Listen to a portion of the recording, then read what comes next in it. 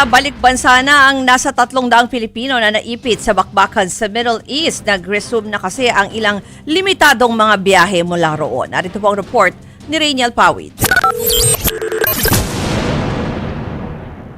Malaking bahagi pa rin ng Middle East ang sarado ang airspace. Sa kuha ng flight radar, kitang iniiwasan ito ng mga bumabiyaheng eroplano. Wala pa rin kasing patid ang palitan ng airstrikes ng US, Israel at Iran.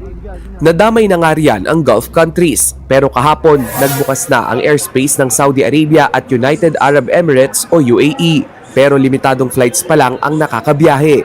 Kabilang nga riyan ang eroplanong may lula na 279 na Pinoy na lumapag sa NAIA Terminal 3 sa Pasay kaninang umaga. Kaninang hapon, nakauwi na rin ng Pilipinas ang OFW na si Russell May Guray. Galing daw siyang Jeddah at lumipad pa Riyadh, Saudi Arabia, kung saan may biyahe diretsong Manila. Kaba, syempre baka bumigla yung racket. Tapos pagdating ko ng Riyadh, baka cancel ako, ganun. Siyempre kaba kasi wala akong alam-alam dun sa Riyadh eh. Mahalaga talaga ang buhay kasi may mga anak ako eh. Siyempre, iba talaga pag nasa sa pamilya mo. Paglilinaw ng Department of Migrant Workers, hindi pa ito ang repatriation flight ng gobyerno. May mga nakatakda pa raw umuwi. Sa buong Middle East, higit 1,000 OFW ang nagpalista sa repatriation program. Posible pa raw yan mabago dahil may mga kababayan tayong umaatras kapag nakita nilang humuhupa na ang tensyon sa Middle East.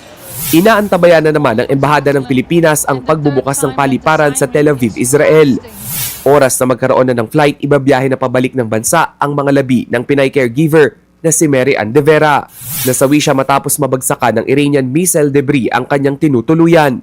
Ayon sa Department of Foreign Affairs, kikilalanin ng Israeli government si De Vera bilang terror victim. Ibig sabihin makukuha niya ang mga benepisyong ibinibigay sa isang Israeli citizen na namatay dahil sa gyera. Sa ngayon, marami pa rin ang kanseladong flights pa Middle East, kaya ang OFW na si Christian Amular hindi pa rin makalipad papuntang Amerika.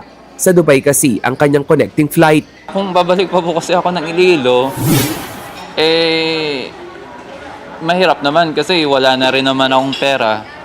Yun na lang yung last money ko yung dito ngayon.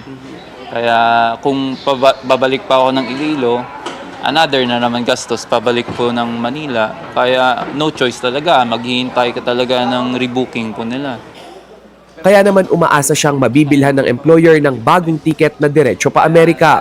Sa ngayon, karamihan sa mga OFW na wala pa ring biyahe ang nanunuluyan muna sa mga accommodation na sagot ng DMW at ng OWA.